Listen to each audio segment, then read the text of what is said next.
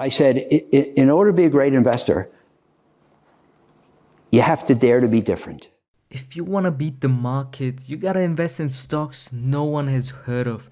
Today, I'll show you a couple of these stocks. I'm not gonna waste your time, I'm gonna just dive straight in. Let's start with the first stock. Google is an American multinational corporation and technology company focusing on online advertising. Psych! Okay, I was just kidding, okay? But for real, anyone watching this right now, go and buy Google stock. Go type in alphabet, buy A, B, C, D, E, F, G. Who cares? It's so cheap right now, please buy it. Do yourself a favor and buy it right now. Trust me, I don't care about anything. I'm not employed by Google, but look at the value, man. This is so cheap right now. Okay, now to the real first stock.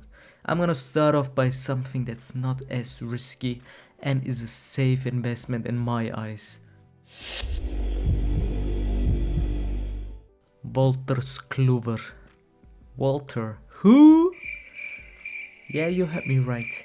You don't need to know much about this company. All you need to know is this company is so underrated, like nobody is talking about them. Wolters Kluwer is a Dutch company who specializes in diversified information services with a strong presence in the healthcare information segment as well as in legal and tech services. In simple terms, they have a kind of subscription-based format for hospitals and the healthcare industry. So, what are the pros? I mean, look at this revenue graph. But I can't read German. Who cares? Just look at the graph. It's going up. That's all you need to know. All jokes aside, this company is super secure. They've proven themselves over hundreds of years, and with the cash they're sitting on, as you can see, they have a super stable cash flow. They're consistently growing and growing. Their revenue stream is also super diversified. They are a mix of healthcare, legal and tech services that cushion themselves against sector-specific risk. Also, the dividend side is super attractive because they're constantly growing. They're a slow growing company, and if you start to invest right now, over time, you're gonna see a super attractive dividend for your portfolio. The main negative aspect of it is a slow growing company, and as you can see, the last financial report shows a massive dip. The reason for that is easily explainable. The company has shown outstanding revenue growth, but the current CEO decided to announce that she's gonna retire in early 2026. I mean, I'm not gonna drop any conspiracy theory, but so many investors leaving, such a huge dip just for her leaving, man. Something's going on behind the scenes. I don't know, like, all jokes aside, she has shown great management and a lot of investors are now a bit scared of the future of the company. But I'm super confident. It's a company that has proven itself stable, not volatile at all. This company is not as risky as the other options, but it's still unknown, which is quite surprising, to be honest, because when I first heard of Wolters Kluwer and took a look at the financials, I was actually so surprised that no one ever has mentioned them before. The second stock I brought today is a bit more risky. It is Astrana Health. Overall, Astrana Health is a physician-centric tech-powered healthcare management company operating in the US. Just like Wolters Kluwer, it has seen a massive dip after the Q4 financial report this year. For me, again, this was a slight overreaction, but there are risks that I'm not gonna downplay. So, what are the pros? They are heavily investing in AI, and they also acquired CHS, but are only expecting to approach break even at the end of 2025. So with that in mind, the great news about that financial quarter was still that the revenue has massively increased, with an increase of 88% over the year. Most analysts suggest an intrinsic value of around $30 to $40, depending on the assumptions and the outlook. So we'll go with a $30 pessimistic and a $40 optimistic intrinsic value. With a share price right now of $25, it is fair to say that the company is undervalued. The negatives we already discussed. There is also a dilution risk. Past share dilution may worry some investors, and there is high volatility, but we are approaching this with a buy and hold mentality, so that is for me actually also a slight positive. I like high volatility, but it depends on the person if you can deal with it or not. For me, it's always a great way to buy into the company or increase my shares. Biggest negative aspect about the company is that the inconsistency shows that this is not a stable household name yet. Last but not least, CSPC. It's a Chinese company. Yes, I know, boo boo, China. Okay, no need to get racist, okay? I don't need to get racist. Let's talk about it. CSPC is a major Chinese pharmaceutical company with a focus on cost-effective production and growth in emerging markets. Is it a grower or a shower? I mean, whoa, not like that. Relax, okay? What I mean by that, is it a growth company or a strong dividend? Well, it's both if you're optimistic, or neither if you're pessimistic. This is the riskiest company I have chosen, but also with the highest upside. So, what are the pros?